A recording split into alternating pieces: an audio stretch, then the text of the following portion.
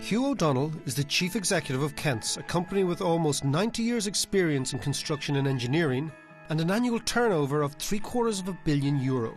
And yet, it could have all been so different. I was an Irish dancer, actually, until I was about 10.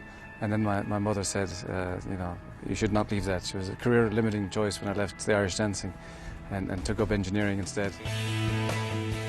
Hugh grew up in Limerick and has been a keen sportsman all his life.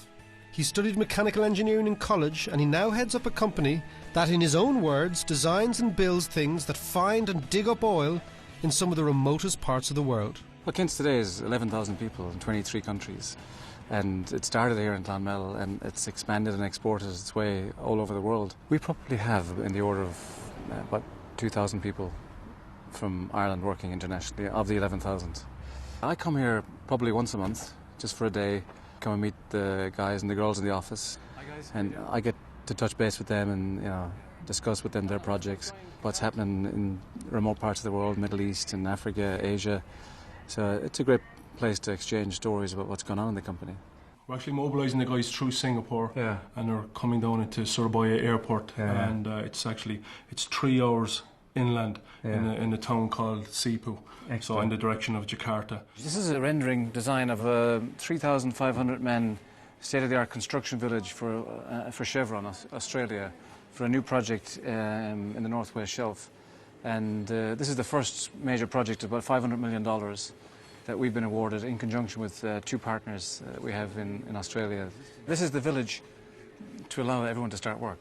All these modular buildings, which are room per person, a suite, will be designed by Kentz, and we'll be building it in our modular yard in Thailand.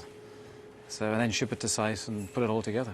It's a kind of a remote area, so they build in golf greens and relaxation areas, swimming pools, beer gardens, all the things that Australians would, value. In 2008, Hugh faced up to the biggest challenge of his career when he took Kentz to the stock market. We got some strange reactions in London initially from some of the institutional investors as to say, guys, what are you actually doing here? Can't you see the world is falling down? Why are you trying to list your company in the middle of this? And then we got others who really saw the story, and not just about the historical growth of Kentz, but the plan, what it is we want to do and how we want to grow further. While trying to float the company, Hugh relaxed by doing a sushi course, and when he's at home in Limerick, his son Shane is benefiting from Dad's training. We had to do about 7 presentations a day to different institutions, the same pitch that we had to do every time. And in the middle of all that, we decided we were going to have some sushi training.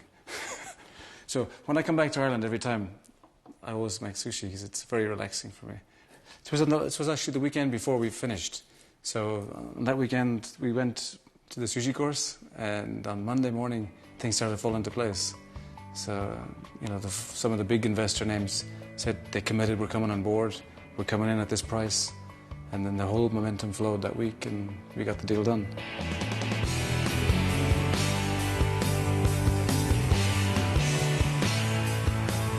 They may be a global player, but there's one major project that is close to Hugh's heart, Dublin's new Aviva Stadium. We're better known for doing big oil and gas projects in remote locations all over the world.